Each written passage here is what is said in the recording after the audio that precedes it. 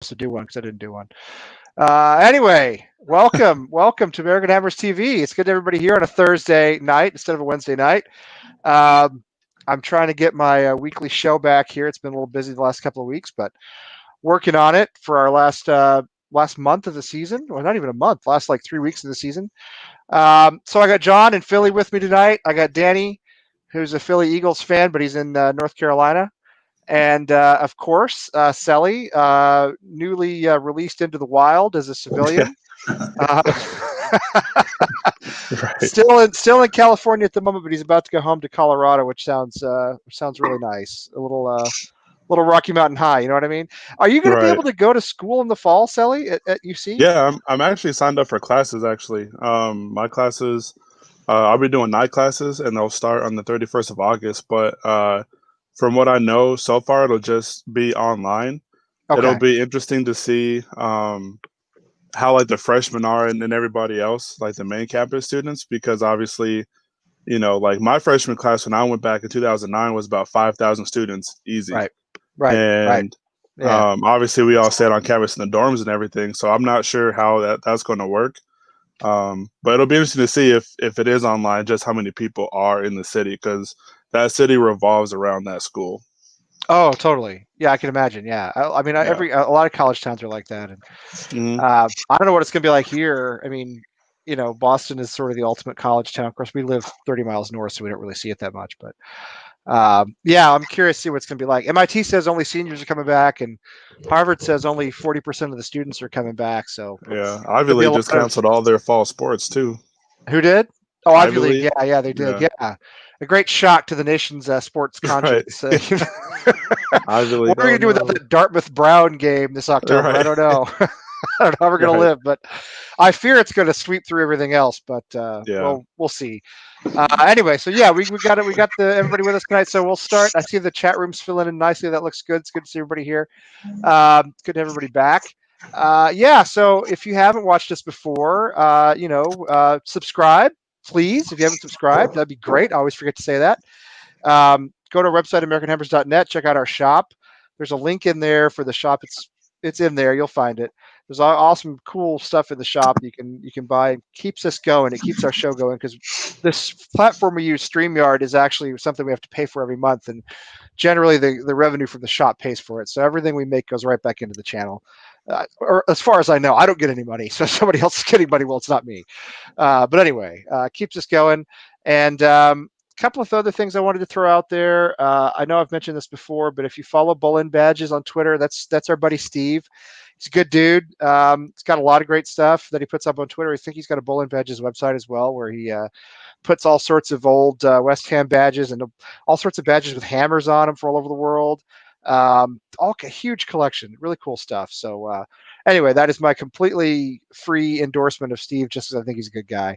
And yeah, I think. Oh yeah, if you want to be on the show, let us know. I'll tell you something that happened the other day, and I don't know if he's watching. I hope this guy is watching here in a few minutes because the other day I was picking up my van from the mechanic, and there was another minivan, of course, the suburbs, with a West Ham sticker on the back. And I was like, well, that's not Tim's car. So whose car is that? Like nobody else lives around us. Uh, so I left a note on his windshield. And I was just like, hey, I know it's kind of weird, but like, here's my email and here's this YouTube thing we do. And I'm West Ham. And he emailed me last night. He emailed me. He lives in Lowell. He lives like, a couple miles away.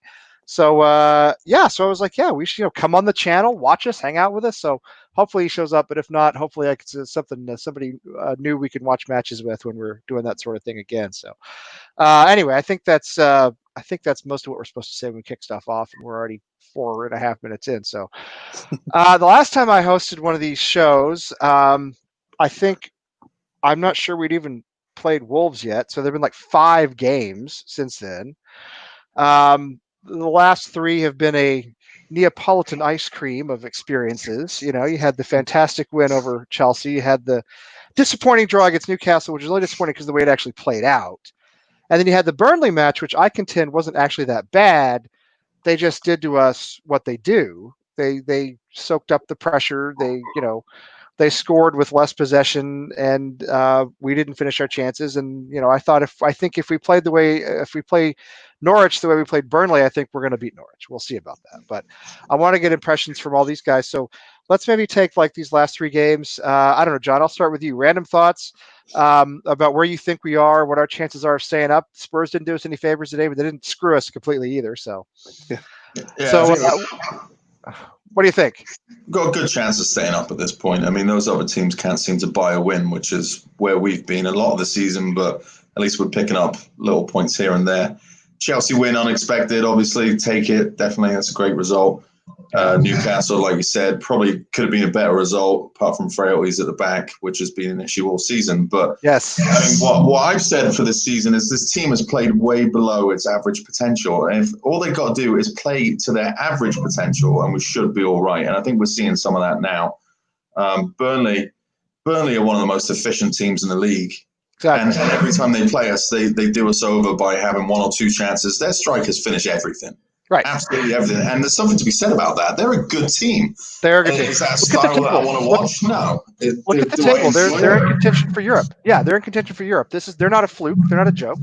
No, exactly. Yeah. I mean, they do what they do. So we shouldn't be surprised that happened.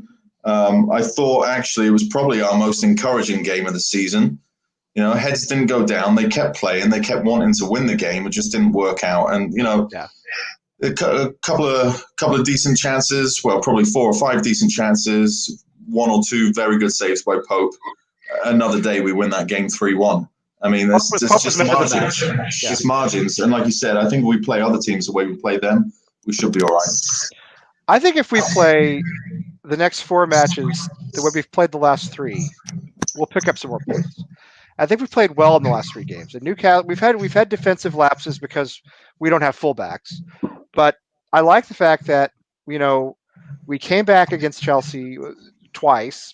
And, in Newcastle, I know we gave up equalizers twice, but we didn't lose that match when I think we probably could have in the past.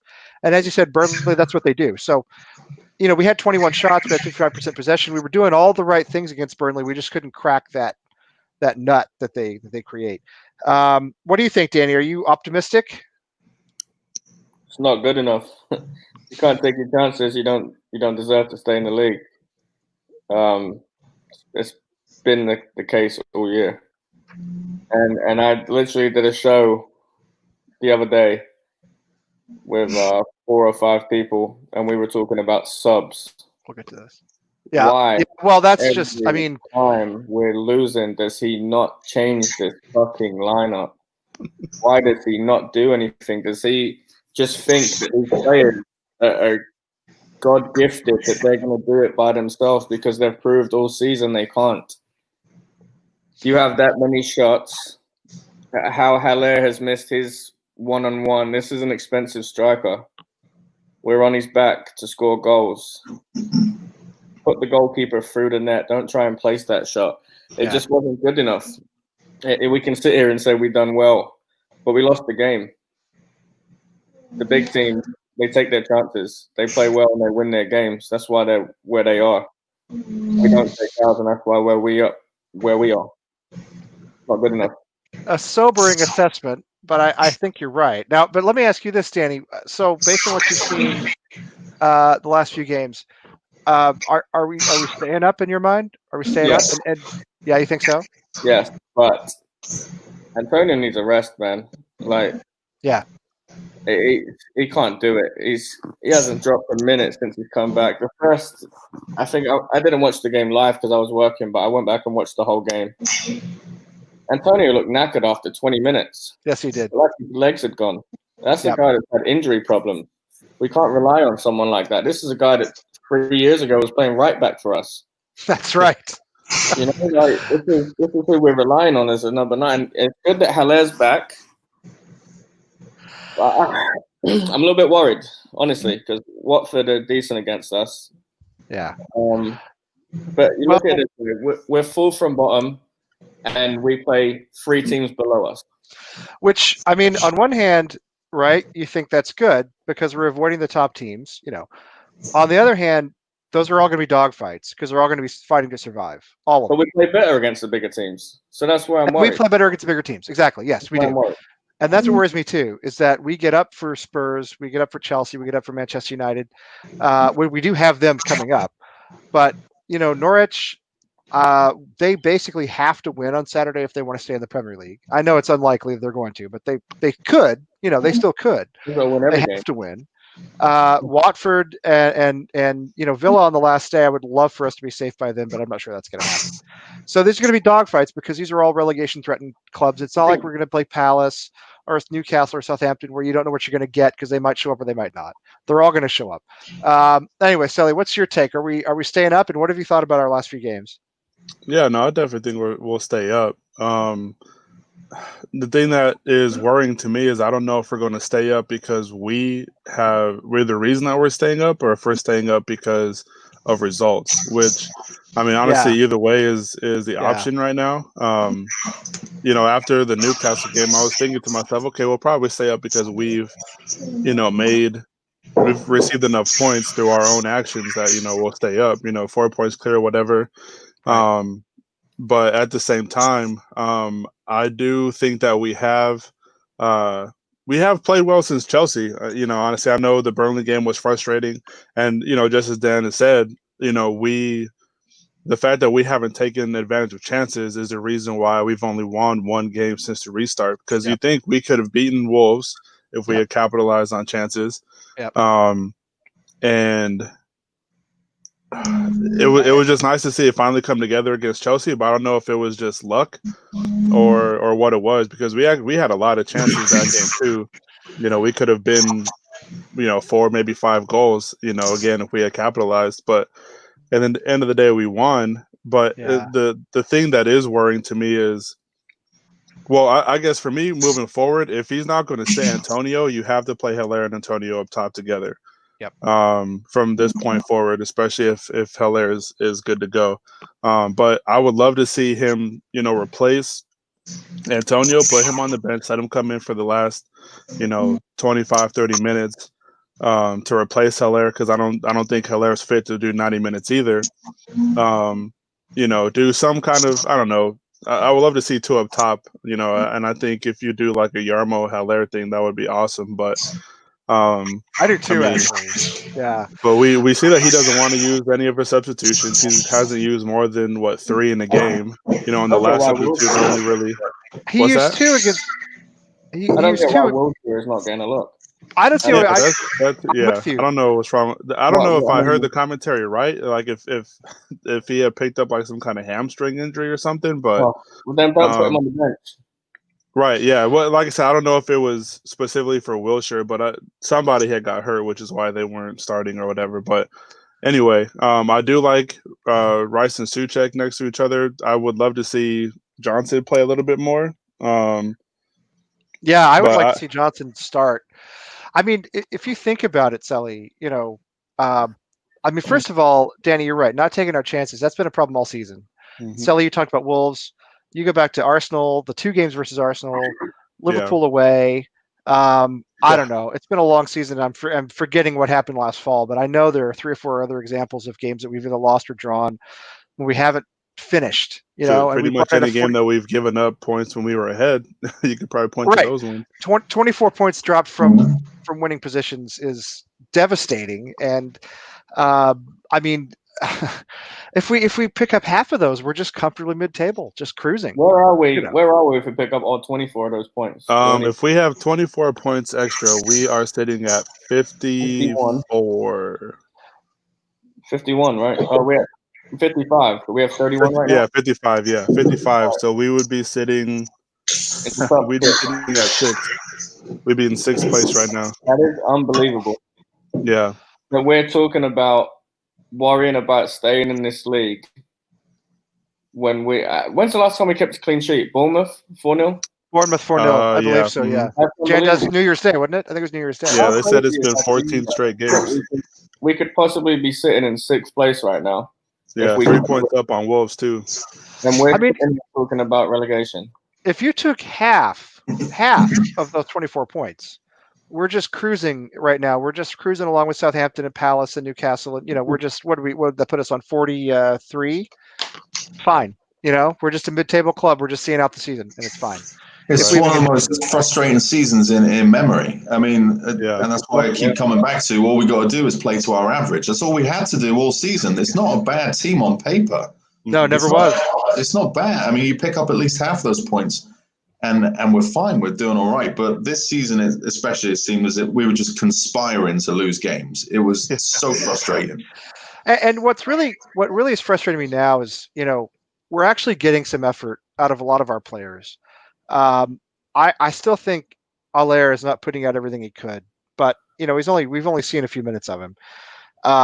I feel as though Souček's been a fantastic addition. Bowen's been great. Rice at captain has been a great move for us. We've basically ditched Noble, and I think that's positive. Antonio's been a total engine, which he won't last physically, but he's been great for us since the restart, basically.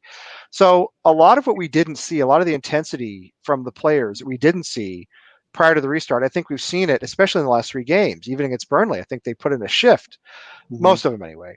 But then Moyes, I mean, what is he doing? You get 5 subs in this weird mini league. He doesn't even make 3. He doesn't make the 3 he would have gotten anyway. How is Wilshere not getting in? I don't get it. How is Wilshere not starting, basically, over Fornals or Lanzini for me? But how is he not getting in at all? And how are you getting into, deep into that Burnley game? You're getting 85 minutes in, and you've made 1 substitution. I mean, that's nuts. You could change half of your outfield players.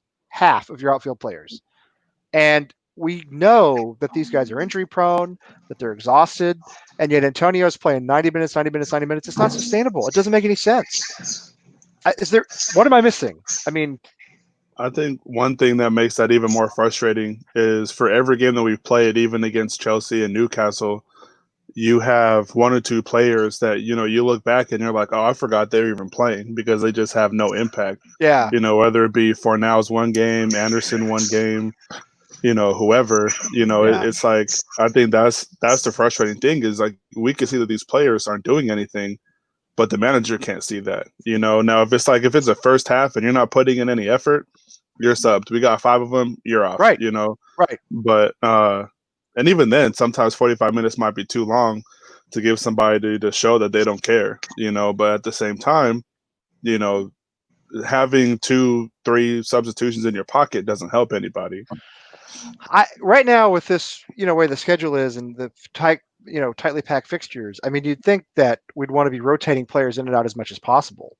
But he seems to stick with. I thought the starting 11 on Saturday, on Wednesday rather, was fine, and everybody seemed to like it. I mean, pretty much every West Ham fan I saw on social media was happy with it. So I don't really. It was in a more or less attacking side, right? It was okay, but he didn't use his subs properly. And, he's not seeing when like Antonio is wiped out, or he's not seeing when, Fredericks and Cresswell are just not up for it. He's not seeing this game that the rest of us are seeing. But in that instance, Lee, what do you do? I don't know with Fredericks and Cresswell. What do you do? We've got no cover for that position at all. They're both shocking, and behind them's even worse. Yeah. I mean, the only thought I have is Ben Johnson on one side or the other. Masuaku and Ben Johnson a chance. I don't like. Yeah, that'd be fun to see, honestly. Would you give Masuaku a chance?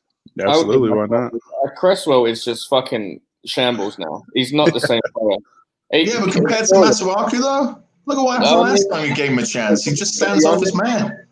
To be honest, Masuaku is a worse defender than Cresswell, but he's faster, and I feel like it'll be. I want to say better position than Cresswell because everything is fucking Cresswell's fault lately. Everything. Oh yeah, that goal against Burnley was Burnley's goal. I don't know what he was trying to do. I mean, it's all Cresswell. It's just if we're not going to change the problem, we're not going to fix the problem. And to me, Cresswell is the problem right now. I think Cresswell's the biggest problem.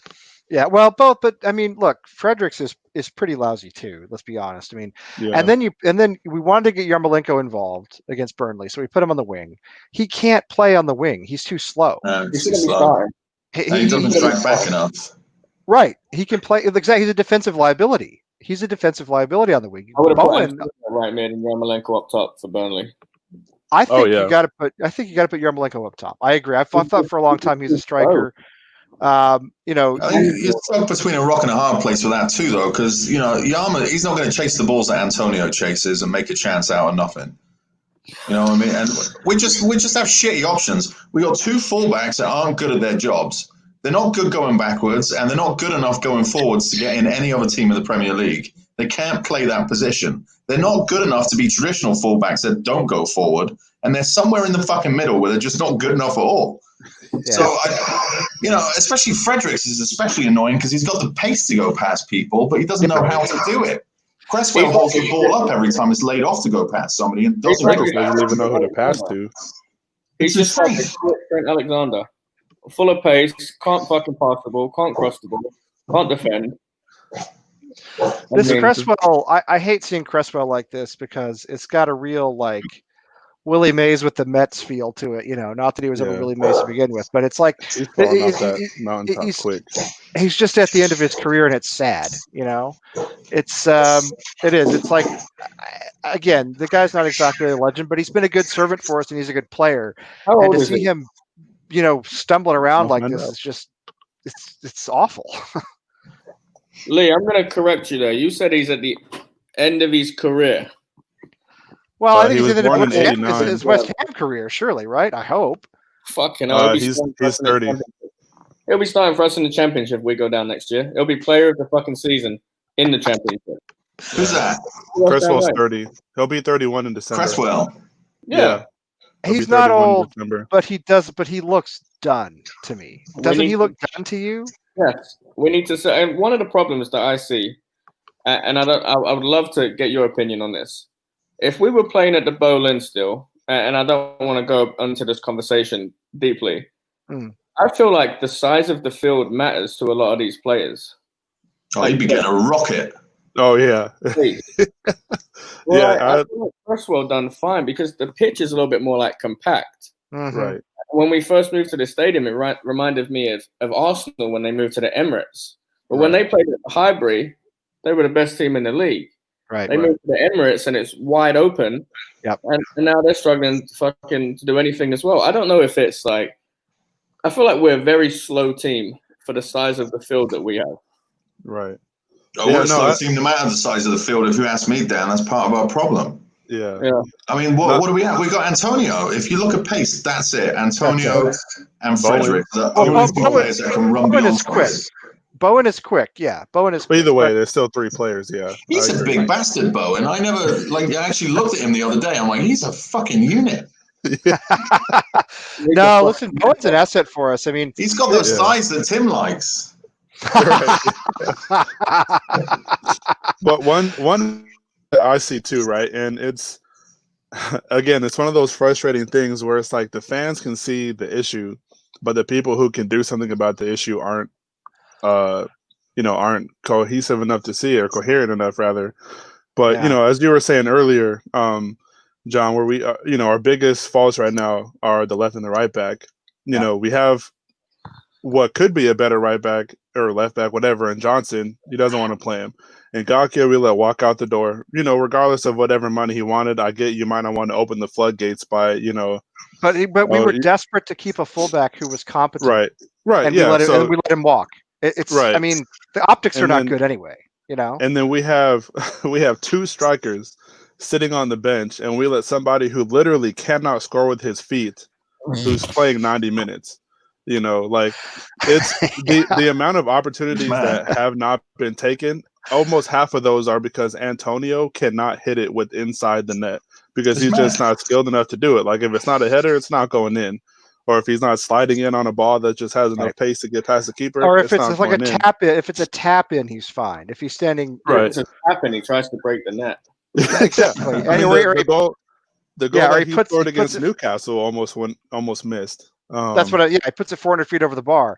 Right. Antonio's got a great engine. He's a winger. He's a right winger. He's not a striker. He's not an effective striker. And I see Wayne in the chat was saying the Jetty is no striker. We don't know that. We have no idea because he doesn't. We don't know anything about a Jetty. I mean, I feel bad for the dude, honestly. How many collective minutes has he played for us? Seriously. Probably like 25. I don't know. Hey, I know he seriously, played has he- one full game in a cup match, the one that we Right. got smashed on. In the cup match where we didn't show up. I Right. don't know how we signed Xande Silva. Same with Tony Martinez when we had him. Tony Martinez was a machine. Yeah, I don't know why. Players and they go into the reserves and they do fucking amazing. Yeah.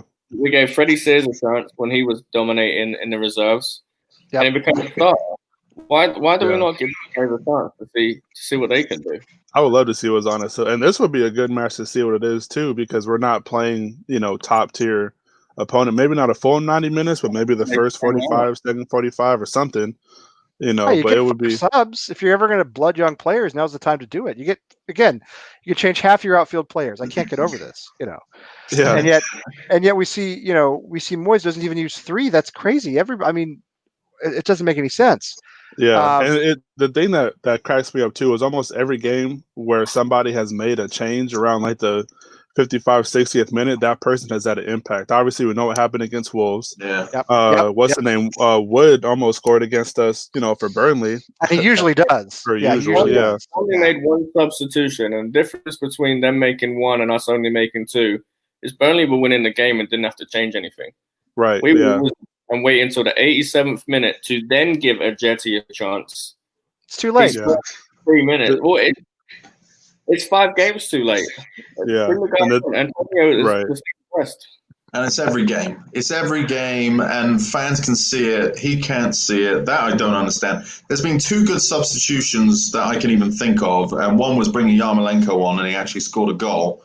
Yeah. And the other one was bringing Balbuena on when we were up against Chelsea, just to solidify a few things. It was both Every against other Chelsea. sub, we all go, "What is he doing? Yeah. Why did he bring on Noble against Newcastle?" I thought he was bringing him on to go sit on Shelby, but instead Noble just fucked around in front of Rice. Could we just Right. give Mark Noble? Listen, he's had his testimonial. He's a wonderful player. He's a great servant.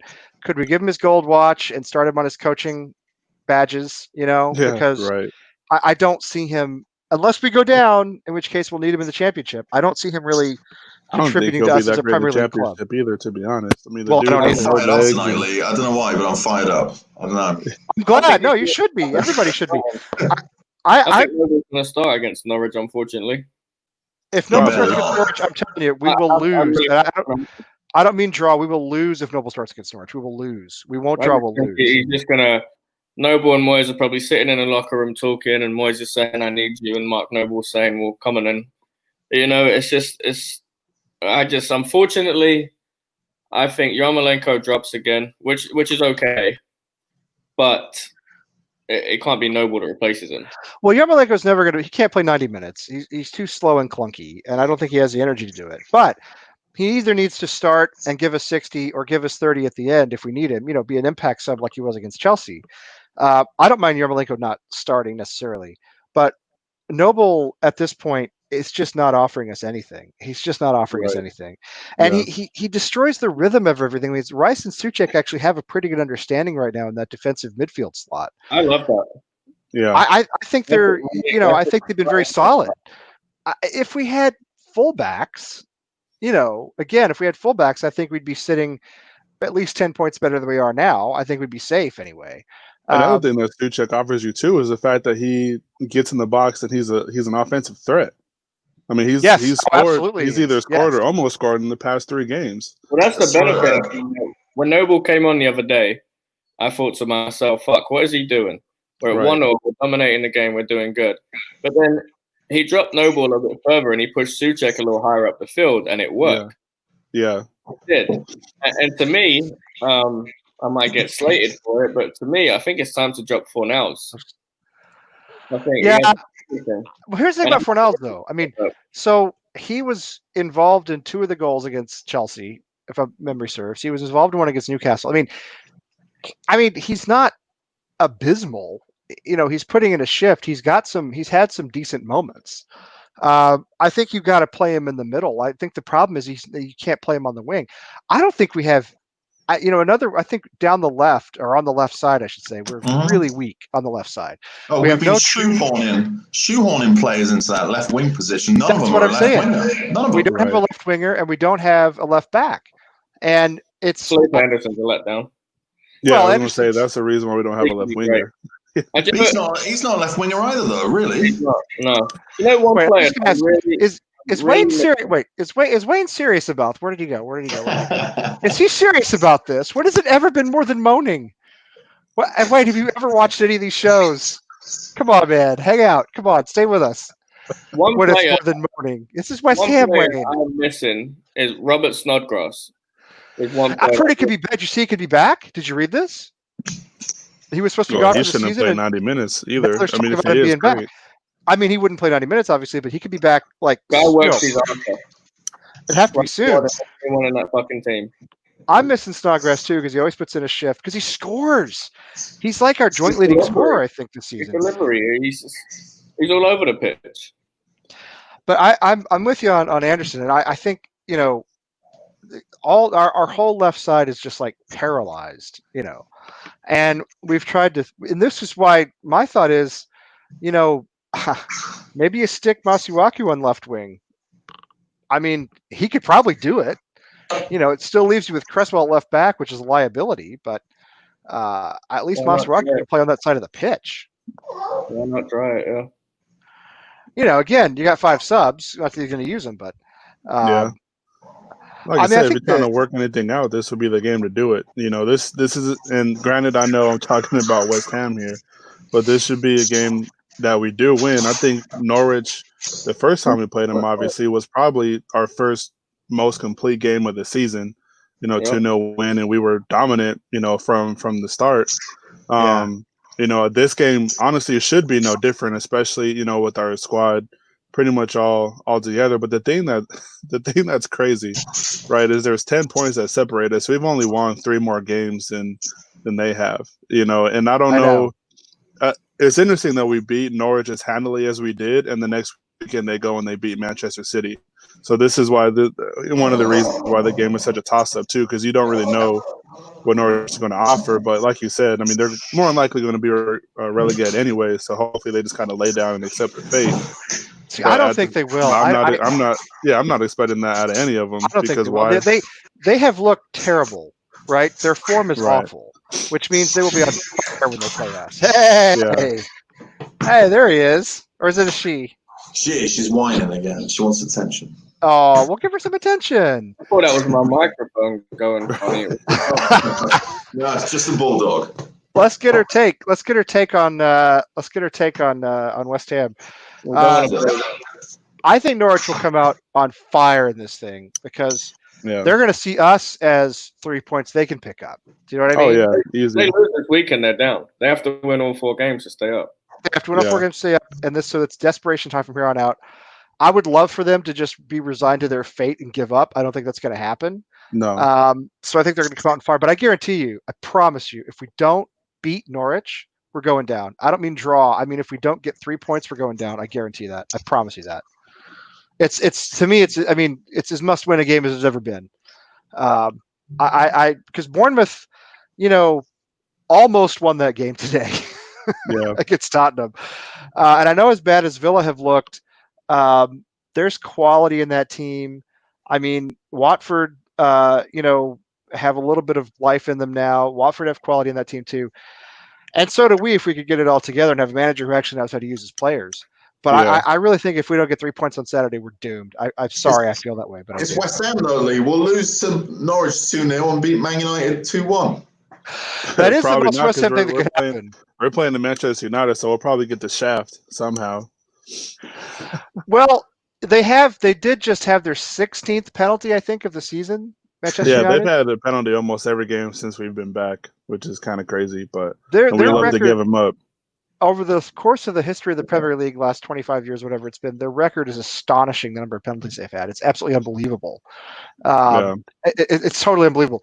And yeah, I think Robbie's got a point here too. We do have a little hidden point in our goal differential. I think we're something like 8 better than Bournemouth and quite a few better than 10 better than Villa. I think I can't remember. It's a big gap, But we're 3 up on Watford. We are 8 up on Bournemouth. Yeah, 10 up on Villa. It's significant. It's unlikely they're going to make that up. I mean, even if they pick up points, they're probably not winning games like 3-0 and 4-0. Although this time of the season and with these weird fixtures, you never know. You know, Mhm. I think who are they playing next? I think this weekend. One of them's playing Palace and one of them's playing Leicester. I think Bournemouth I play think Leicester. Bournemouth are down. I think Bournemouth have gone down. The rest of the games that they have left, Bournemouth and Norwich are gone. It's between us, Watford, and Villa. And Right. whichever one of those three go down, they're not coming back up anytime soon. I think whoever goes down, I'm afraid if we go down, we're not going back up anytime soon. We're not That's coming my up for years, mate, if we go down. that's my real fear. I Yeah. think we could turn Like, into a Sunderland. I think we could be a Sunderland. I think we could, we Yeah. could descend through the, we could end up playing a big derby against, I don't know who it would be. It honestly could be the last year I watch football if we go down. Because it's just going to be fucking depressing from there on. Right. Yeah. I mean, I'll watch. It's just going to be much harder to watch. It's going to, well, actually from home it won't be harder, but for all our supporters groups who go to pubs, it's going to be much harder. Because you're Right. going to have to watch on ESPN Plus or some app. You have to actually, ESPN Plus only shows FA Cup games. ESPN Plus, well, it does show the championship. It doesn't show every championship game. Oh, do they? Yeah, but it's not every game. So if you want to watch every West Ham game, you've got to have this app called iFollow that the championship uses. You subscribe to your club and you can watch all the games. And it's kind of like, it's fine if you're watching at home, although I heard the quality is really bad. It's fine if you watch at home, but I actually sent a message to the guy who runs the West Brom America Twitter account because I was like, well, let's see what it's like to follow a club in the championship from the U.S., And he's like, there aren't enough West Brom fans to go to the pub anywhere. Mhm. But he said if you wanted to go to the pub and watch on ESPN Plus or on this iFollow, you'd have to bring a laptop, hook it up to a TV. It's not going to happen. Do you know what I mean? Right. Yeah. It's not easy. Maybe if you're in Dallas and you have your own pub, then the bartender will do it for you. But if you're in Boston and you go to the Banshee and there's 10 different clubs represented there, they're not going to hook a laptop up to a TV. They're not going to do that. So No, definitely not. to show a championship match, to show us playing like Brentford or somebody, Nottingham Forest. So Yeah. it makes it a lot harder, for our fans. But I do think Ken has. I do think that if there's any club that looks moribund right now, it's Villa. Yeah. I shouldn't laugh. They'll probably come back. They'll be us. I'm if sure. we Well, they beat might. I Norwich- mean, Go ahead. if it's for survival on the last day, then I'm sure they'll beat us. I have no doubt about that. Yeah, I think if we beat Norwich and Watford, we should be fine. By the time we play Manchester United, we should be good. But I also see it being a situation to where once we secure safety, if we are safe, by the end of the Watford match, we go into Manchester United, probably get pummeled because at that point, what will we be playing for? Right. I think we're safe if we win this weekend. If we beat Norwich, I think we're good. Yeah. I mean, there's only 4 games left, so if we beat Norwich and Watford, we're almost mathematically there, right? Because there'd only be. I mean, if we pick up maximum points from the next 2 games, I know we haven't won 2 consecutive Premier League games as long as I can remember. I don't remember the last time it was. It hadn't been all season that I know of, except it was way back in September, maybe. Yeah. But if we did manage 6 points, I think we're pretty much there. We'd be sitting on 37. So, I mean, regardless, I don't think we get higher. Well, pretty much 15th is the best that we can hope for this season, unless for whatever reason we go on a tear and almost, 14th, whatever at this point doesn't matter. Doesn't matter. I agree. I mean, because let's see, max points trial is what, 12? If I'm mad. Bournemouth and Villa play this week. What did you say? Bournemouth play. Bournemouth and Villa. Bournemouth play Crystal Palace, and I was just looking at it. Let me see. I thought Bournemouth played Leicester. Watford played Newcastle. Villa plays Palace. Yeah, Leicester play Bournemouth. Yeah, on Sunday. Yeah, Bournemouth play. Yeah, so Newcastle. Newcastle, you don't know what you're going to get. Well, they just lost 5-0 to City, but Bournemouth. I mean, Leicester haven't done anything since they've come back. They won a game. Yeah, they've won. No, once. they're terribly out of form. That's what I'm saying. No, they won. But they have won. No, I take it. I'm sorry. I think they drew against Arsenal. They did beat somebody. I was watching the highlights the other day. They beat Crystal Palace. Yeah. They beat Palace. Another team we need to win on Sunday. Leicester are not in good form. Palace, who knows, right? I mean, who knows? Look at their form. They've lost 4 on the trot. Mhm. They haven't won since. I think the a lot of restart. teams that don't have anything to play for, and I know Leicester pretty much do have something to play for because they could get bumped out of their Champions League spot.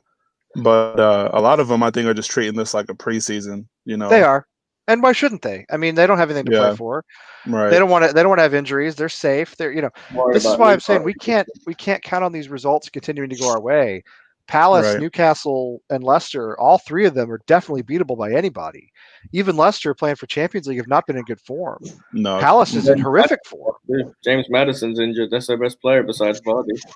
That's right, exactly. Yeah. So, I mean, we look at the fixtures and we think, well, the fixtures are breaking our way, but maybe they are, maybe they aren't, because again, we've got to play 3 clubs in the last 4 that are in relegation trouble, and that means they're going to be, they're not going to take it easy. The And West then Ham Manchester, play the fucking 3 teams below us will probably lose to all 3 of them and beat Man U. It's just the West Ham way. Oh yeah. Yeah, but Well- I'd rather play teams that are in a relegation battle as another team that's in a relegation battle than I would if we were trying to go for Europe playing teams playing in a relegation battle. it's a good Yeah. point. Yeah, That's fair. Yeah. I mean, Good- they've really good got to have a fire up their ass. They have to. There's no excuse not to. And if they don't win at Norwich, I think that'll become very apparent. They're going to have to. Yeah. I think it's a must win. I think this, all season I've felt as though, and we just talked about this all season. I felt as though if we go down, we won't come up for a long time. So every one of these games, I feel as though, I mean, not to be overly dramatic, but the future of the club almost hinges on every one of these games now. Until we stay safe, and then we can figure out what we're going to do for next season, whenever that starts. So this is, in 125 years of West Ham football, this is a gigantic game. I mean, it's colossal, and you think West Ham and Norwich, well, it shouldn't be that way, but it is. I think we're just going to see. I think we're going to see, whether or not our players care. And I feel as though their performances have been better in the last 3 games, even against Burnley. I felt as though they've been better. So, but we're going to see whether they care about staying up or whether they're just looking for the next paycheck from somewhere else, which I still think is how some of them have been playing. But curious to get your take on something else. So Sean Dyche, how do you say his name? Dyche? Anyway, whatever. Burnley manager, right? Burnley manager. So a lot of West Ham fans are clamoring for him. He's done a great job at Burnley, limited resources. Charlie Walsh posted something the other day on Twitter about how much they've spent. Compared to how much we've spent, it's a tiny fraction of what we spent in the last, couple of seasons. But he's basically in the Allardyce, Pulis, Mourinho style, the defensive sort of from that school.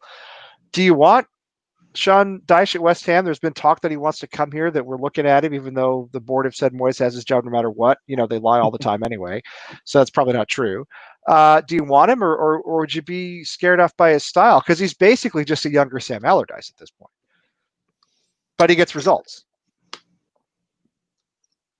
I don't know. I think a lot of that too is what would be his incentive to leave them to come here? I mean, at this point, he's fighting for Europe, and we're fighting just to stay in the league. I think the double against us. I would like to think. No, that's a very good point, Sally. An excellent point. I would like to think that long term, West Ham is a better proposition for him because it's a club that is more likely to invest. And I know our board is terrible. Don't get me wrong, but it's a bigger club long term than Burnley. Sure, it's more fans, bigger stadium once that starts to matter again. Just a bigger, like, over the course of many years, it's a bigger club, and that's the only thing I can think of. Is that would be he would see it as an opportunity to get a bigger budget anyway. He'd have a bigger transfer budget. So, but I mean, I'm not against it. I'd love to get results. I'd love to not be in relegation battles all the time. But Sean Dyche is a guy, you bring him in, and you know what you're going to get. You're going to get a mid-table finish. You're going to get early cup exits. You're going to get a lot of 1-0 wins and a lot of 1-0 losses and a lot of 0-0 draws. And I mean, I'm just asking, is that what you want? A lot of boring football too. A lot of sort of dire football. A lot of we don't have Chris Wood or Ashley Barnes. We don't. I mean, Sean Dyche to me is not the man to take us forward. Yeah. Well, the question is, does he take you where you want to go, and where do you want to go? Because if My thing is, David Moyes at Everton was a manager that when he was at Everton, I would have said happily, I want him. I would have too. I would have too. And I said that back then. Yeah. You can't give a manager two different squads and expect him to do the same job. You've got that manager, Sam Allardyce, to me would struggle. And he's a great manager, but Sam Allardyce would struggle with the team that we have right now, just because it's just his way of football. Yeah. He doesn't. Well, we can't defend, and that's what he does. Yeah. Well, I think, like I said, this summer, cash in on Issa Diop and buy someone that gives a shit about this team. As soon as 40 million from Man U or 60 million came in from Man U, he became one of our worst players. Yes, he did. You're absolutely right. Being fucking, to me, a little prodigy, like a little great little centre back. Absolutely. To just being someone that I would be okay with if we dropped him. Well, one thing that I was thinking about too, right? Speaking about summer, I don't really know what's going on with the transfer window, but you'd have to think that one motivating factor for players that might just want a paycheck, motivating thing to stay up for whatever reason would be, I would feel like you would not be worth as much if you're on a team that got relegated and you played a lot, but at the same time, I guess the exception would be Rice. Rice will get paid wherever he wants to go if he does leave. But when is the transfer market even open? Because I see people signing like for Chelsea and Man U and stuff like that. But like with the weird season, we can sign anyone whenever, but they can't, actually join until the window opens. But I haven't even seen when the window opens. I mean, Chelsea. I don't know what's. I have no idea. Chelsea have gone out and they've bought Timo Werner and I can't remember who else. A couple of other players. You got that Ziyech guy from Ajax. Yeah. Oh yeah. They're going to be Chelsea really good. To watch they're going to be really good. Diop has been a massive disappointment to me. Can I jump in on the Dyche thing? Absolutely. Yeah. Anything. Wait for your answer. I want to know your answer. Sean Dyche cannot fix what we've got broken. Right. Well, we've got broken at West Ham. We've got two fullbacks that are not fullbacks. They're not good enough to be modern fullbacks. They're not good enough to be old-fashioned fullbacks. Yeah. We ain't got a left winger. We've kind of got a right winger. We've only got one reputable striker. Yeah. And we've got no backups to any of them. We've got one reputable striker who doesn't seem to want to be here most of the time. I'm not that down on Haller. I think Haller is very good at what he's good at. And we just don't play to his style at all. He's not going to run after the ball, defender to defender to defender. He's not. He hasn't got that physique. But if you want, is he not trying? I think it just looks like he's not trying. But nobody's mentioned that he's winning every fucking header that's going up for him. He's winning everything. So plays to his strengths. But I don't think Dyche is the answer. He can fix Issa Diop, who is crap in the air, absolutely crap, and has been since the day he arrived. He can't fix Balbuena and Ogbonna, who have a nightmare in them at any given moment. He can't fix our fullbacks and not having reserves behind them. I mean, the only part of our team that seems to work is Rice and Souček, and we only found out the last two games that they should play together. Or at least that's only when it's become available, really, with Souček's injury. But how's he going to fix that? I don't know if he's any better position than Moyes is, unless he walks in and goes, I'm coming, but you got to give me 300 million. Right. Which is not going to happen. If he brings McNeil and Tarkowski, I'll be okay with Dyche, as long as he brings them two players with him.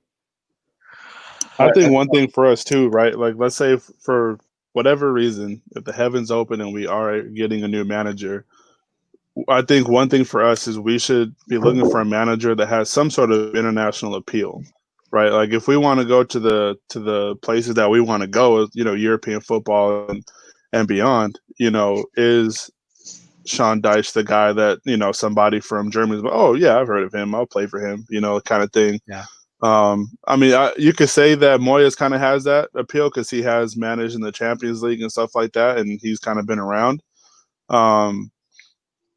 But he's past it. He's not. He's old. Right. I'm not trying to justify keeping Moyes. I'm just saying he has more of an international, stamp than Dyche does. Is but- everybody off the Eddie Howe train if he gets relegated? Oh, surely, right? I mean, especially the way they've looked here. Unless, look, yeah, because they don't look so good right now when they're in relegation one of trouble. the And, few teams that look worse than us. right, exactly. Unai Emery is who I would take, and Luka Jovic as a strike partner for Haller.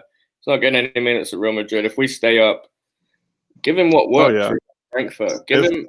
I mean, Jovic and Haller, what they did at Frankfurt together, which is a worse league than the Premiership. Why not give it a go? Yeah. Bring in his strike partner, bring his manager, and I guarantee you he scores 20 goals. Easy. I would be okay with Unai Emery. Would any of you guys, I mean, if he got appointed, would any of you guys turn around and be like, well, I would have rather kept Moyes? No, I'd like Emery. I don't Emery, think he I has would. the international appeal too. I don't think I would keep Moyes over anybody right now. I mean, you know, right? The way he's handling his game planning and substitutions, it just doesn't, you know. But then, don't we say this with every manager? I mean, didn't we say? I'll tell you. To my mind, the one we shouldn't have run off as soon as he did was Allardyce.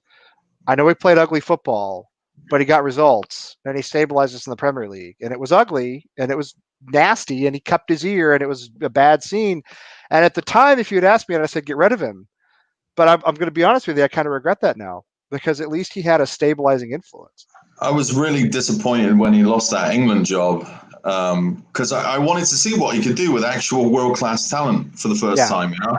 Right. Not that I'm a big fan. I did not like the style. I think he did some things at Bolton that were at least made it a bit better with Campo and a couple of other players that were, you know, higher caliber even on the tail end of their career. But he certainly didn't have that at West Ham. But yeah, I don't think he did a bad job where he should have been let go. They let that contract just run out. He didn't suit our style. Cup in his ear really lost him. I think that was the death knell when he did that. I mean, Ken and I were watching that game. Ken, who's on the chat room tonight. I mean, when he did that, we thought, well, he's gone now no matter what. But I mean, look at his record. He got results, and we haven't had a manager since then who, you know. But everybody, I mean, Bilic had the Payet season, and then then it all started to crumble. You know, Moyes had to come in, keep us up. They basically fired him. The board did. They brought in Pellegrini, decent season. Then it all starts to crumble. They bring Moyes back, and it's, you know, we're teetering on the brink. I mean, what do you do? I mean, who do you go out and find? We're talking, you know, 3 managers here, and you're talking about guys who, you know, Bilic is bringing West Brom back to the Premier League. Pellegrini has won the Premier League in the past, and Moyes had a very, very good record at Everton. These are not, you know, inexperienced, you know, these are guys with experience with proven track records. So what do you do?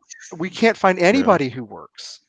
Well, one thing with Emery, and I was just kind of looking up because he only was at Chelsea, Arsenal for one season, right? Yeah. And I think Arsenal fans crack me up because they qualify for Champions League every year, and they're like, "Oh, we suck. Like, give me please be quiet." Oh, they're horrible. But they're the absolute worst. They're the worst. The year that Emery was there, they finished 5th in the table, 1 point out of the Champions League. They finished on 70 points, 21 wins, plus 22 goal differential, 10 losses. Scored 73 goals that season. So, I mean, granted, I'm not saying Emery would come in and we'd automatically be that. But at the same time, I think he would play an attractive enough style of football to where maybe he could play to the strengths, or at least he would have the mindset to buy players that should play the positions that we play. Because, like, how long has it been for West Ham where we've played people who either aren't good enough to be in the Premier League or just playing out of position, hoping that they do something, you know? Someone said this a second ago, Kevin Nolan or Scott Parker. I would be up for that. Do you think that a manager that knows what it's like to be a player at West Ham and someone who knows what it would mean to the fans to win games would be better off as the manager of West Ham than someone who is a good manager coming in? I mean, Billich's first season was that guy. I don't Yeah, but know Billich how is everybody the feel. same guy that left us for Everton after a season and said, And "Fuck." said he wanted to join a bigger club. Right. Yeah. Oh, So yeah. Well, to me, yeah, Billich yeah. is West. Billich to I think me, you could give it a shot. I mean, it's worked for a lot of other teams. I I mean, wouldn't be against Kevin Nolan, but he was the manager of Leyton Orient, and they were the worst team I've ever seen. And then you talk about Paolo Di Canio, and Sunderland just went down and down. We would talk about these legends or these Yeah. idols, and then just not managers. I think this season is really interesting with that point too, because you look at Everton and they brought in a former player and they had a pretty good form for that time. Arsenal kind of up and down when they did it, and I guess Manchester United, I know they're kind of different because their money and all that, but I mean now they haven't lost a game in 6 matches or something like that, and I don't think the managers matter, man. I think Ole Gunnar Solskjaer was the Cardiff manager. They went down. Jose Mourinho was Chelsea manager, won the league. Now he's a Tottenham manager. They're in 10th. Yeah. I don't think it's all the manager, to be honest. Sit here and talk about it. I think regardless of who you get, because we could get Emery and he could take us down. I think it just depends on. And I don't want to make it sound like I'm arguing, Dan, because that's not the case. But I think you just have to get lucky. I think you have to get lucky. It's got to be the perfect storm. Just like the last season at the Bowl-In, we thought Billich was the savior. And now Yes, we did. We've been terrible since we came in. It's cultural too. You see some managers do so well. I mean, look at David Moyes. Look at David Moyes at Everton, right? Yeah. Right. He built that club up from the ground, suited him. It suited, he suited the players. They suited him. From academy upwards, I'll tell you, if there's one thing I do like about Moyes, he isn't scared to give some of the youngsters a chance, and that's nice to see. Yeah. But then you look at our own track record. The only one that's done it for us is Sir Trev. Really, Curbs was all right. Billy Bonds got relegated under Bonds. I think we came back up. Came back up, yeah, kind of bounced up and under. But if you look at our history, the club's history, I mean, John Lyle, Harry Redknapp, and Bonds, who we kind of went up and down under Bonds. Brooking wasn't around for all that long as manager, but he was very successful. Alan Pardew, guys, to be honest. Pardew got us to the cup final, but then he was, he was in charge in the first half of the Great Escape season.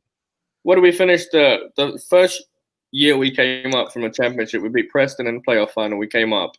We were in the top 10. And then halfway through the next season is when we had to do the Great Escape. And Kerbishley came in. Kerbishley came in. I thought Kerbishley was a fine manager, by the way. I mean, everybody hated him. Yeah, I mean, we were a mid-table side. Like, again, this is so funny to me that everybody wants us to be successful, obviously. And everybody wants the club to be ambitious. I mean, Kerbishley was a little bit boring. His football was a little bit boring. But we were never threatened with going down under him. If we would have had Curbs on the back of Allardyce, we would have kept Kerbishley for 5-6 years easy. Right. That's the way I feel too. I liked Kerbishley. I thought he was a decent manager. I thought we had a decent team. He done a lot for Charlton when he was there. He was fantastic at Charlton. Mm-hmm. I mean, that club has tanked since he left. I played actually for Alan Kerbishley when I was 9. Alan Kerbishley's brother was my coach when I played for Charlton at 9. He was my coach. Really? And Alan Kerbishley would always come to it was at Newham Leisure Centre in East London, and Alan Kerbishley would always come over there and watch us play.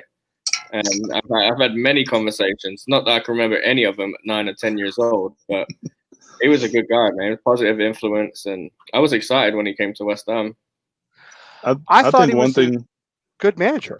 I mean, good, I think one thing you definitely get. No, you're good. One thing you definitely get with a manager who used to play for the club, especially if it's a legend type manager, at least somebody that most of the fans know, is those managers should know what the fans expect, and let me rephrase that. They should know what the players need to do to gain the fans' respect. As far as putting in shifts and stuff like that. And I think those type of managers won't be the ones who are easily kind of pushed around by like lazy players. Like, okay, well, we spent $50 million on you. I'll give you the benefit of the doubt. Like, no, we spent $50 million on you, and you're going to return. You're going to put in that effort, a $50 million effort every game, or else you're not going to play. Because I don't care who you are. No one is above the badge, right? Doesn't it? I mean, go ahead. Go ahead, so I'm sorry, Sally. I didn't mean to interrupt you.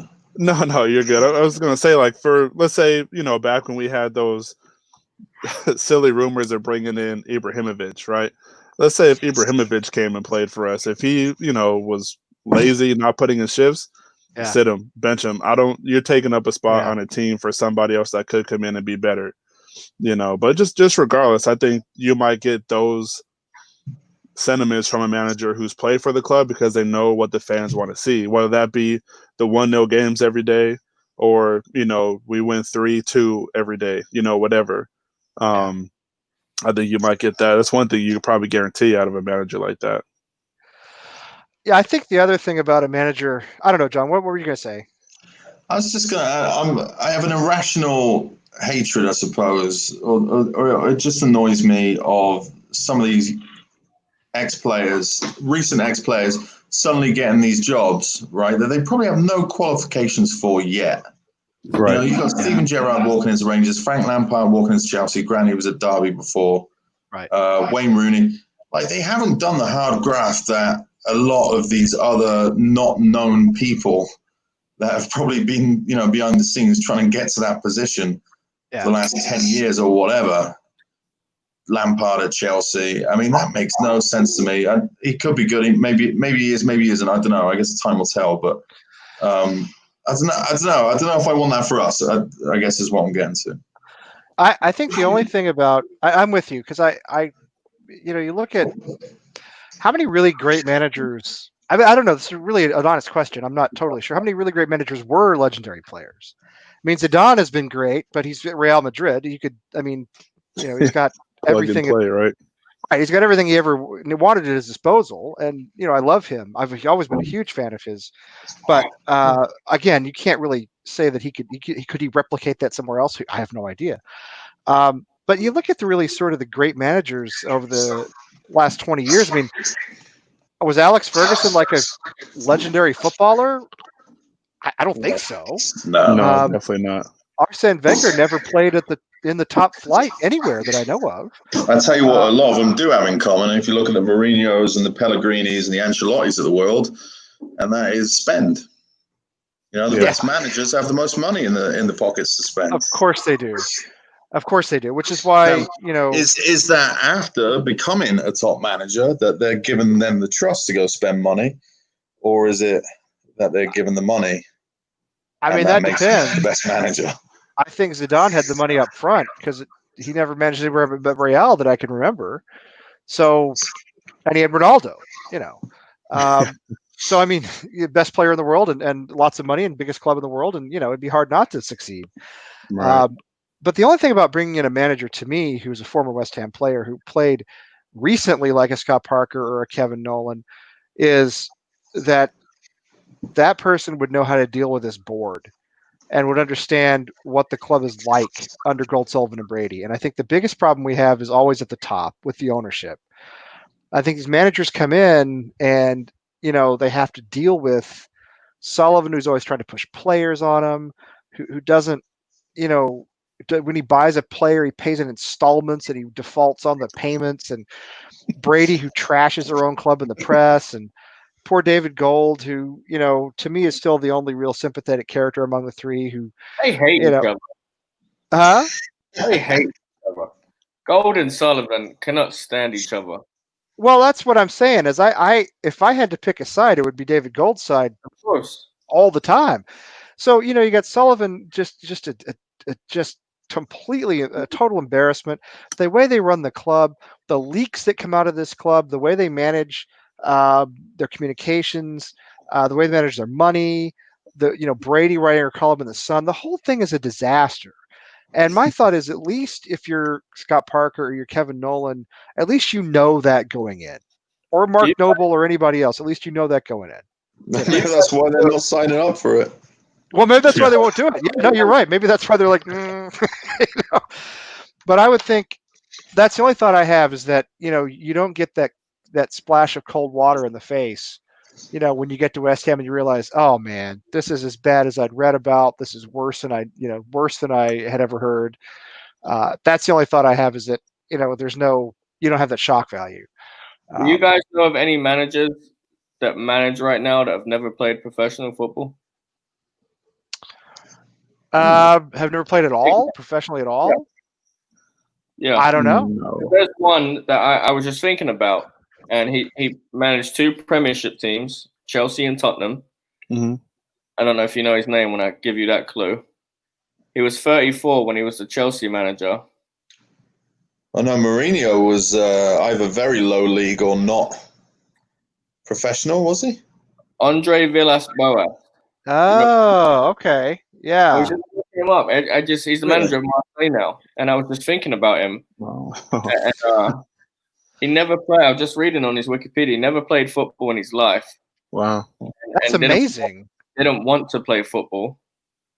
His dad tried to make him play, and he didn't want to do it. And then at 30, Marseille's like they're Hey. what 2 or 3 in the French league right now, aren't they? Foshizi knew. Fo knew. Yeah, Marseille have had a good run. They've been good. Of course, nobody it's can compete not with PSG in that league, but someone who hasn't even played football in his life can become a manager of Chelsea and then become a manager of Tottenham, and now he's a manager of Marseille. Ain't that crazy to you guys? So one thing that's Bonkers to interesting me. that you say that, and this is switching up sports real quick, so I'll keep it really short. But the coach for the Tampa Bay Lightning is just like that. Never played a single day of hockey, and the Tampa Bay Lightning last season were the best team in the NHL, and they have been really consistent for a long time. But yeah. just to kind of back up on that, I guess it's not totally far fetched to go out and get somebody who hasn't played. I mean, I think with that you have to get really lucky, but. That's why I That's don't think interesting. it's the manager that determines anything. What did you say? I'm sorry. I don't think it's the manager that determines anything. The manager makes Yeah. the substitutions and the manager does the tactics, but the players Yeah. do the work. I mean, I I agree with agree. you, Danny, but think about this. I mean, you can't tell me Sir Alex Ferguson didn't make a difference at Manchester United for Of course he did. 25 years or whatever. You know what it is to me? It's the stability. Well, but he brought those players through that class of '92. I mean, those were young guys. He didn't go out and buy those guys. Oh, You know. I will never go a day in my life where I say a bad thing about Alex Ferguson. I can Right. never, ever knock that man as a manager. Oh, not as a man. I couldn't stand him on many levels, but as a manager, he's brilliant. The game now is so different to what it was. You went from having Man United and Arsenal every year as the top 2, and before that, you had Liverpool and Nottingham Forest as the big 2. And now it's Arsenal was sitting in whatever position, Man United are chasing Champions League. The game is just developed. Yeah. It's Yeah, not- no, I agree. it's- I agree with that 100%. And I think that's a big reason why this is, and nobody's arguing this, but why this is the best league in the world. Because you look at it, Leicester, they've been promoted for 8 years, and they're in 4th. Sheffield and Wolves are 7th and 6th. Stuff like Burnley's in 10th place. Like, you're not finding that in any other league. And I mean, props to Marseille for doing what they're doing, but it's not as if the But they're French a league is the they're a hardest league huge club to in go France, through. though. Mars, that's a huge but- French club. I mean, Right. they should always be in the top 5. The top I 4 gotta in Germany, be- Spain, and France are always the same team. So Yeah, and really, they should be, because the French league, you get down past the first 5 or 6 clubs in the French league, and you're talking about very small towns with very small clubs. And I mean, like, right. Auxerre were in the top flight for many years. That's a town of like 10,000 people in Burgundy. I mean, it's like having, I don't know how to explain it. I mean, it's like having a team from Lowell, Mass, be in the NFL or something. I mean, Right. not like the Patriots, but like it just does. It doesn't compute. Come on, Lee. Throw in a je ne sais quoi. You know you want to. I'm trying so hard not to. They're a little. I mean, some of these in France and in Germany too. Some of these are little like provincial clubs. Even in Spain, little Spain, yeah. Ibar have been up in the top division now for a few years. Their stadium's so small they almost got booted out of La Liga because they couldn't, because they had to get like a special exemption because they couldn't hold enough fans in the ground. It holds like 10,000 people or something like that, And so yeah, I mean, Marseille will always be a big French club, is what I'm saying. If they're not in the top 5, they're having a massive crisis. Well, I think one thing. So, well, I don't know if it's necessarily an opinion more so than a question, but let's say if we were to bring in like a Pochettino, right? Right. So obviously our board is terrible, but like we were saying earlier, bringing somebody in that doesn't know that ahead of time, or even if they do you think that a lot of it comes down to the manager just not being a pushover and, just still, regardless of how good or bad the board is, just demanding what they want? Yeah. And I know that's kind of a tricky question because, a manager can ask for all these things, but it still comes down to the board to sign off. Right. But I think, if we were to get somebody at the level of Poch, I think it would have to be a manager that's like, look, there are certain things that I expect, and if we don't meet these, I'm walking out after day 2, kind of thing, kind of Yeah. holding the board up to. I think there's a few things, right? I mean, there's managers matter, and I agree with Dan to an extent, right? There's managers don't matter for everything, but they do matter in some ways. I think talent probably matters more. If you've got the best talent, you're more likely to win more games, I'd Right. say, at any level of sport, really. Mhm. But managers help, they set the tone and they set the culture, and that's necessary. And we heard Joe Cole talk about that, about West Ham earlier this season, where he's saying, Yep. some players are coming here for a 6-month or 12-month vacation and then just Yep. pissing about.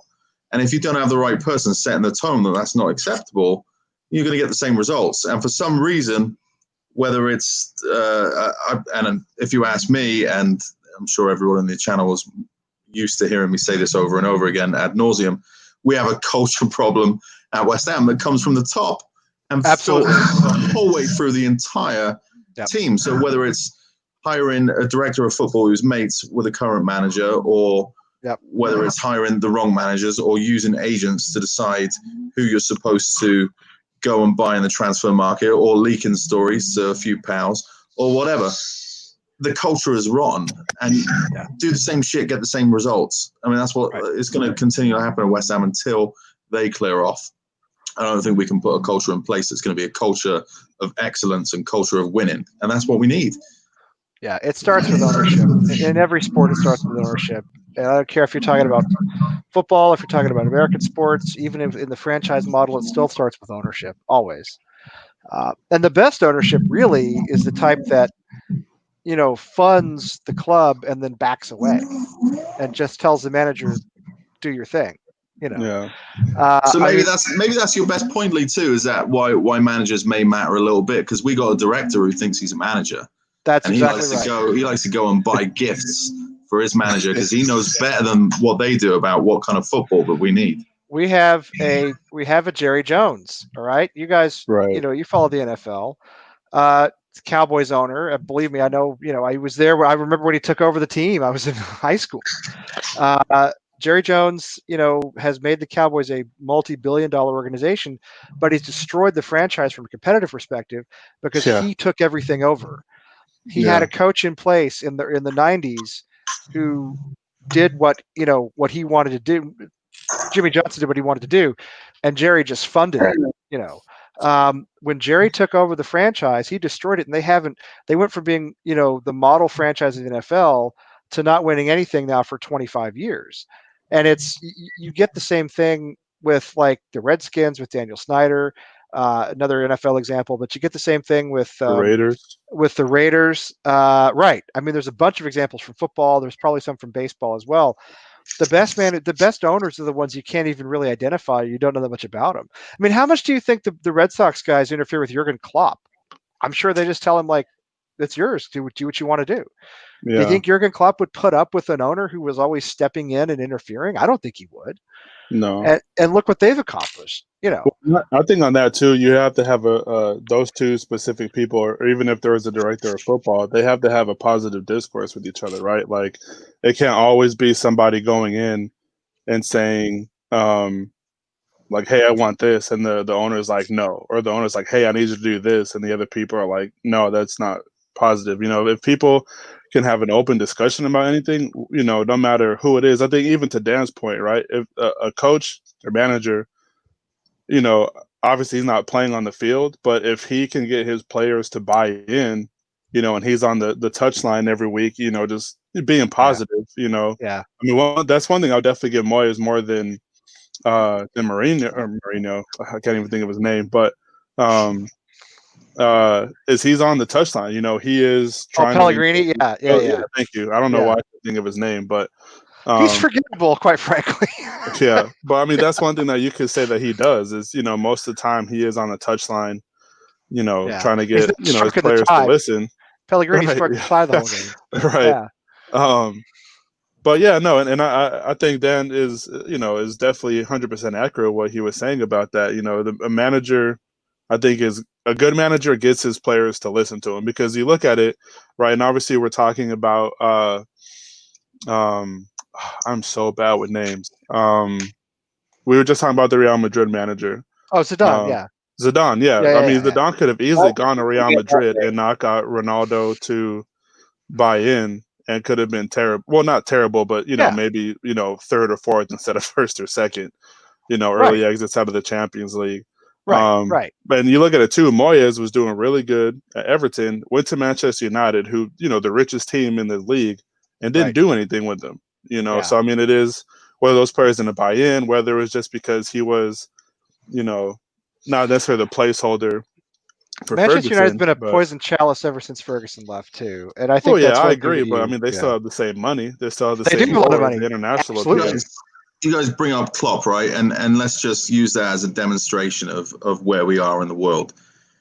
They're in the same league as us, but they are not in the same league as us professionally in the way that they do stuff. Jurgen Klopp yeah. and that Liverpool backroom staff, they have a team that scours over every transfer that's going to be made, and there's a multifaceted team between management, procurement, whatever, the many departments that they have, ownership.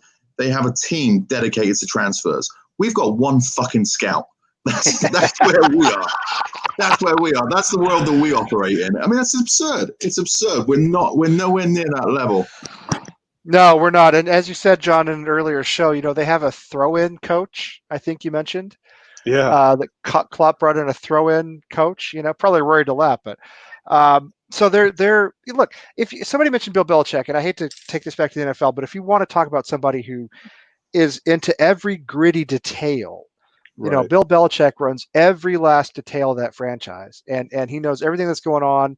And there's a guy who, if there were throw-ins in American football, he'd bring in a throw-in coach. Oh yeah. He knows rules that people haven't used in football in 70 years. So Klopp is that kind of guy, and you have to have an owner who generally is going to step back and say, all right, I'll give you the money, but you run the show. And we have the opposite. We have a situation like a Jerry Jones, except he doesn't have the money Jerry Jones has. But we have a situation where we have an owner who wants to run everything, and he wants to bring in a puppet manager. And the owner, and it's mostly Sullivan, he's incompetent, and he brings in these managers who seem, fine because they've got all this experience. But he's foisting players on them. He's not, not handling the club financially responsibly. He didn't pay the last £5 million for Sebastian Haller. Every time we want to make a transfer, it's like, could we put the guy on layaway? It's embarrassing. So yeah, it's the opposite of what we need. You need somebody who's going to be responsible, but not, I don't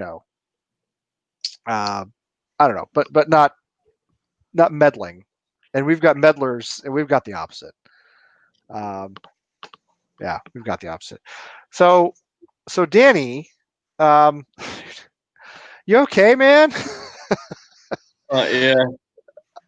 He looks. So you had like a car wreck today or something? I had a head-on wreck yesterday. Yeah, drunk driver hit me head on. Damn. Are you okay? Yeah, I got concussion. I have a mass on the top of my head, and they're draining the blood, and yeah, I'm okay. This all in the last 24 hours? Yeah, you needed help tonight. So I was going to say, What a champion. your level of dedication is like way above mine. Anytime. There are nights when I'm like, I don't know, I'm kind of tired. Danny for manager 2021 for sure. Yeah, seriously, bring Danny in. Seriously, yeah, I'd be up for that. All right, we only got a few more minutes. I always say that it's stupid to do this before you know who the team is, and we don't know the team until a couple hours before the game starts. But predictions for Saturday. What do you guys think is going to happen? We haven't won at Carroll Road since the year I was born, 1973. That's a fact. Are you serious? That is a fact. I do not think. I read that today on Twitter, so it must be true. Everything on Twitter is Wow. true. Right. Yeah, Yeah. everything on Twitter is indisputably correct. So yes, we haven't run a Carroll Road since 1973. There's all sorts of West Ham Norwich stats that look really bad for us going into this game, but none of that really matters. I don't know. So Selly, we'll start with you. What do you have for Saturday? I will say, let's say we beat them 2-0 earlier. I'll say 2-1, just because our defense loves to leak dumb goals. So Because we won't keep a clean sheet from here on out. I don't. no, that Yeah. bold striker they got, the dude that looks like 45, he'll score for sure. But That Pookie guy or whatever his name Pookie, is. yeah, what a dude, he'll score. But That guy from Finland or he'll- whatever. Pookie Yeah. will probably score a screamer too. To be honest, I'm like half volley. Yeah. Fred Fabianski has no chance of saving. But I'll say 2-1 for the good guys. I mean, Okay. time for us to break a streak. So why not? All right, Danny, what do you think? 4-0 Oof. To whom? to West Whoever Ham. wins. Right. Well, I think you have to ask. I'm gonna go. I didn't think it was a stupid question, to be honest. All right, 4-0. He's slating this team the whole show, and now you got 4-0 West Ham. It's the bump on his head. That's what it is. Yeah. Norwich are going to have to attack. They don't have a midfield, and they don't have defense. And we scored 3 against Chelsea. We scored 2 against Newcastle. We could have scored 3 or 4 against Burnley. Yeah. And I can see us scoring. And if Norwich have to attack and we somehow have less possession than them, that we lose. I'll just put it that way. Pookie's not scoring. Pookie will not score. Yeah, he's kind of off the boil a little bit, I think. He hasn't scored this year, I don't think. This Don't calendar say year. that. Don't say that. Yeah, I was gonna say, Danny, come on. You know not to say stuff like that. It's like that Che Adams guy. I bet $500 the other day on Man City to beat Southampton. He hasn't scored all season. He scores. What a goal too! He scores a tremendous goal. Yeah. What a way to win a bet. Thanks, Zinchenko. All right, John. What do you think? Yeah, I think Fo makes a good point with Cantwell. He's a good player. Seems to show up. God, I don't know. I think it's going to be a cagey affair. I think they're going to be worried. We're going to be worried because things didn't go our way.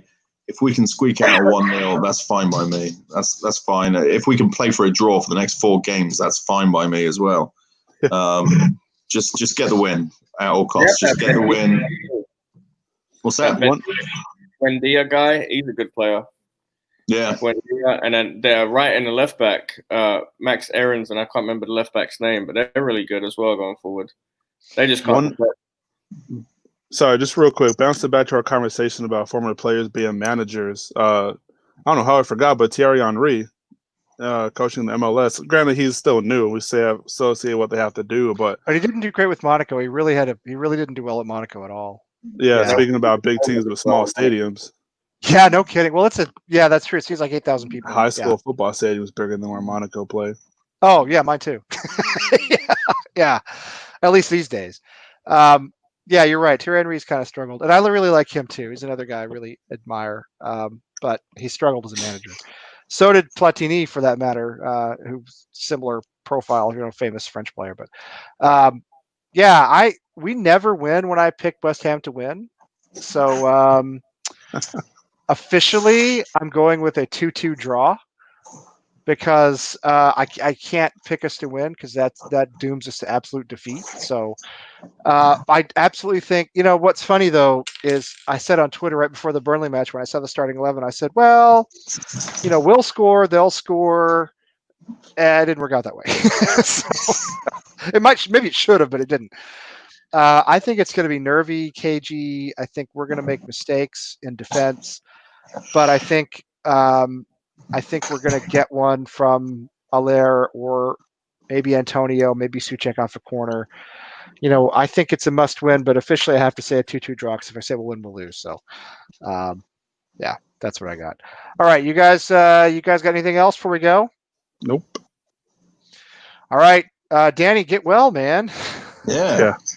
He's just had an entire coherent conversation for an hour and a half with some sort of growth on his head or something. So.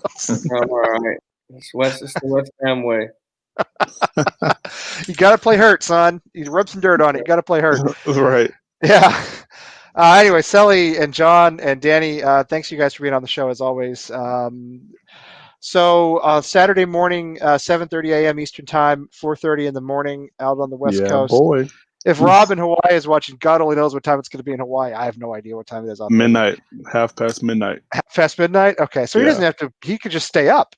That's actually Right. kind of. That's actually kind He's of cool. on the move to Japan, so I don't know what that does for it. Oh, that's right. Well, then who knows? I think he's Then already home, so he'll probably be watching that like in the afternoon. In Then you're Japan. gonna watch it. Yeah, who knows? You're gonna watch it like Tuesday afternoon or something. Like Neil, when Neil watches, it's always like 7 days after the rest of us somehow. But anyway, so yeah, I don't know. Keep a lookout on our social media for a watch along. I don't know if we've organized that yet. I did not volunteer to do a watch along at 7:30 in the morning on Saturday, so but we've been doing those. So maybe Tim will do one. And yeah, check out the website. Check out our schedule. We got some stuff coming up. And oh, God help us on Saturday. Come on, you Irons. Go on, you Irons.